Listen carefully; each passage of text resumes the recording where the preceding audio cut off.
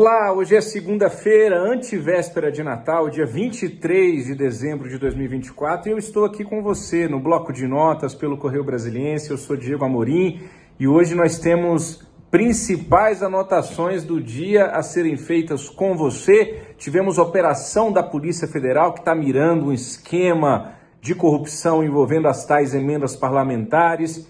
Temos também repercussões de tragédias que aconteceram no fim de semana em todo o país, infelizmente, e as expectativas para 2025 no mundo da política e da economia aqui na capital federal. Vem comigo, muito obrigado pelo carinho da sua companhia. Não esquece de deixar o seu like e de compartilhar o link do programa de hoje para que outras pessoas cheguem ao Natal se sentindo realmente bem informadas. Vem comigo.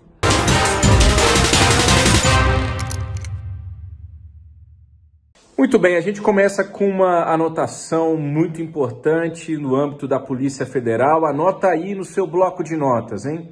A PF foi para as ruas nesta antevéspera do Natal para cumprir mandados de prisão preventiva.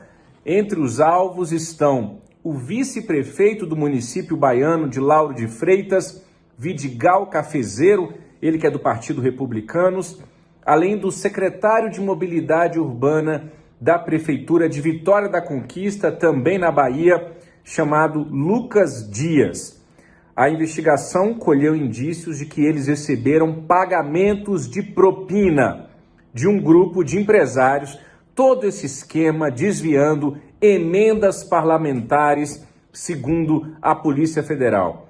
Esta operação de hoje é a segunda fase da operação que foi batizada pela PF de Overclean, que apura também fraudes em licitações, basicamente envolvendo um grupo de empresários na Bahia, um lobista e até mesmo um policial federal. Todos agora são suspeitos de envolvimento com uma suposta organização criminosa montada para fraudar as licitações e desviar recursos públicos. E neste mesmo dia, coincidência ou não, eu não acredito em coincidências, em que essa operação é deflagrada, o ministro do Supremo Tribunal Federal, Flávio Dino, anota aí no seu bloco de notas, suspendeu, e faz bem o ministro, pagamento, sabe de quanto? No montante de 4 bilhões e 200 milhões de reais dessas tais emendas parlamentares, que viraram uma nova farra, que é um grande escândalo que está acontecendo no Brasil, e ele mandou a Polícia Federal investigar a liberação dessas emendas. Essas emendas que deveriam ser pagas, se tudo corresse bem na cabeça de muita gente, ainda nesse apagar das luzes do ano de 2024. Flávio Dino, ministro do Supremo Tribunal Federal, está tendo coragem para mexer num vespeiro, se vocês me permitem esse clichê. Flávio Dino vai precisar de muita sabedoria para lidar com essa situação e de coragem, porque desde o surgimento do orçamento secreto, minha gente, lá no governo de Bolsonaro ainda, que essas emendas, que são nosso dinheiro, é meu dinheiro e seu dinheiro, são recursos públicos, que estão sendo liberados, jorrados de Brasília, sem a devida transparência. Isso que está acontecendo nessa operação de hoje da Bahia, pode acreditar em mim, é somente um fiozinho de um novelo que se for puxando, tem muita coisa para ser descoberta de mal feito e de, digamos assim, pouco republicana na liberação dessas emendas parlamentares. Vem comigo, vamos virar a página do nosso bloco de notas para novas e principais anotações desta antevéspera de Natal.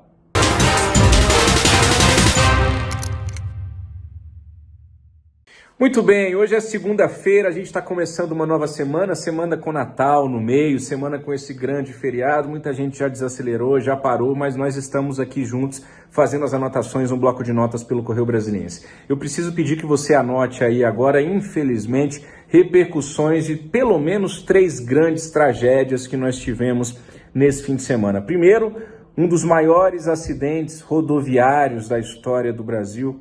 Pelo menos 41 pessoas mortas, segundo a confirmação das forças de segurança. Esse acidente que aconteceu na rodovia BR-116, na altura de Teófilo Otoni, em Minas Gerais, envolvendo um ônibus uma carreta que estava carregando um concreto gigante e também um carro de passeio. Incrivelmente, os 3 ocupantes do carro de passeio sobreviveram.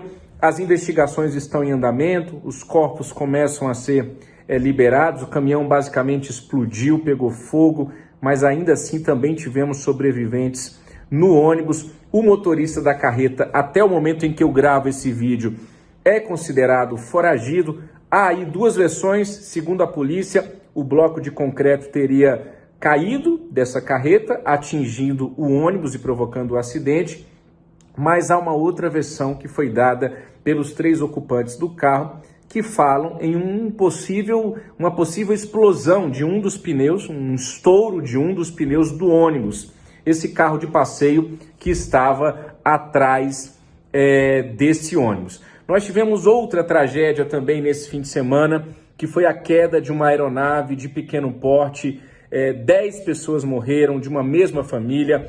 O bimotor que decolou da cidade de Canela, lá no Rio Grande do Sul, vizinha a Gramado, estava pilotando, era um empresário de São Paulo, estava indo para Jundiaí, São Paulo. Uma história super trágica, porque a mãe do piloto já havia morrido anos atrás, também num acidente aéreo.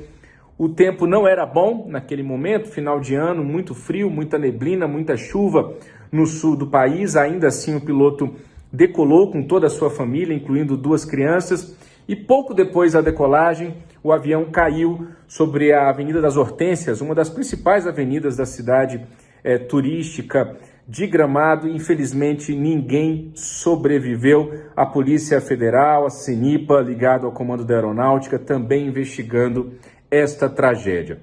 E nós tivemos, para concluir essa parte das tragédias, infelizmente, uma queda de uma ponte que liga o Maranhão a Tocantins. Muita gente já falando que essa ponte não estava em boas condições. Pelo menos 2 pessoas morreram. Há ainda outras pessoas desaparecidas. Esse é um caso absurdo. Isso é um caso de descaso. O ministro dos Transportes, Renan Filho, disse que vai reconstruir a ponte. É claro que tem que reconstruir, mas é preciso encontrar responsáveis. Não necessariamente culpados, mas responsáveis nós precisamos ter para uma tragédia como essa, minha gente. Em um país sério, isso não fica como está. Uma ponte desabou, não era uma pontezinha qualquer. Se fosse uma pontezinha qualquer de madeira, ainda assim seria grave, mas nós estamos falando de uma ponte de verdade. Vocês viram as imagens? São imagens assustadoras, uma ponte que simplesmente desaba. É inacreditável. E os responsáveis pela manutenção dessa ponte, pelo cuidado dessa ponte, precisam ser identificados e punidos, sob o risco de daqui a um tempo, infelizmente, nós estarmos aqui no Bloco de Notas falando de novas tragédias anunciadas, como essa da queda dessa ponte, repito, que liga Maranhão ao Tocantins. Hoje é segunda-feira, 23 de dezembro, você está no Bloco de Notas pelo Correio Brasiliense. Vem comigo, vamos juntos para as últimas anotações do dia.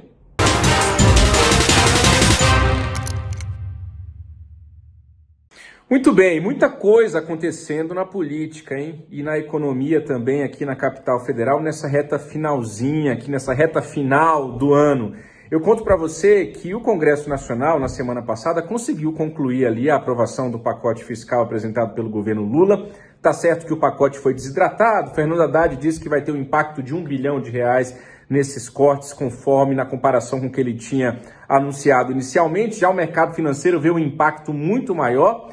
Fato é que o governo está celebrando o pacote fiscal, embora o ministro da Fazenda, Fernando Haddad, admita erros na condução desse pacote fiscal, e também o próprio presidente Lula prevendo novos cortes em 2025, um ano ainda muito imprevisível do ponto de vista da economia.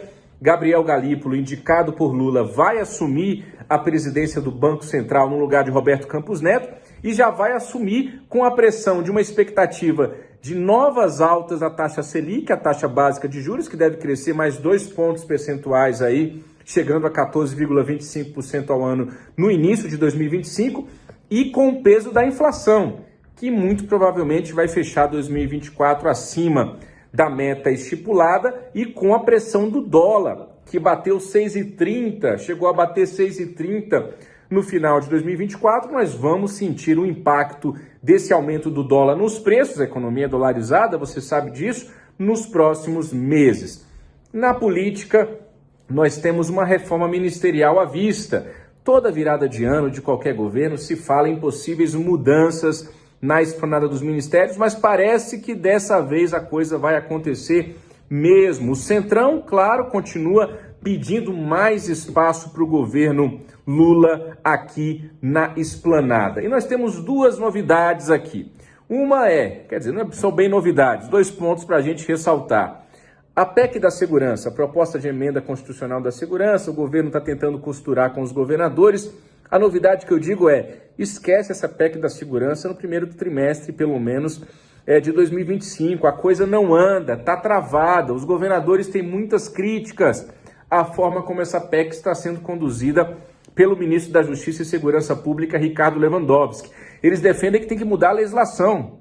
A maior parte dos secretários de segurança e governadores, embora não diga isso publicamente, eles querem mexer na legislação, porque não adianta nada você firmar a mão contra as facções criminosas, contra as milícias, contra o tráfico, se a legislação acaba sendo muitas vezes bastante benevolente com os criminosos.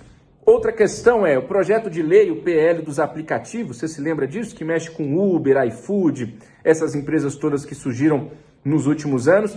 Ele acabou saindo de cena. Uma derrota para o ministro do Trabalho, Luiz Marinho, que encampou essa pauta no Congresso Nacional, não avançou e, ao que tudo indica, agora vai adormecer e também ficar em banho-maria nessa virada de ano de 2024 para 2025. Com isso, a gente conclui as principais anotações desta segunda-feira, 23 de dezembro de 2024. Eu volto no dia 26, quinta-feira. Amanhã, dia 24 e dia 25, excepcionalmente, nós não teremos o bloco de notas. Eu quero agradecer a sua companhia até aqui e desejar de coração um Feliz Natal para você e seus familiares, que seja uma noite repleta de união, de alegria, de fé e de esperança. Mais uma vez, muito obrigado pelo carinho da sua companhia. Coragem! Até quinta-feira, um excelente Natal. Tchau, tchau.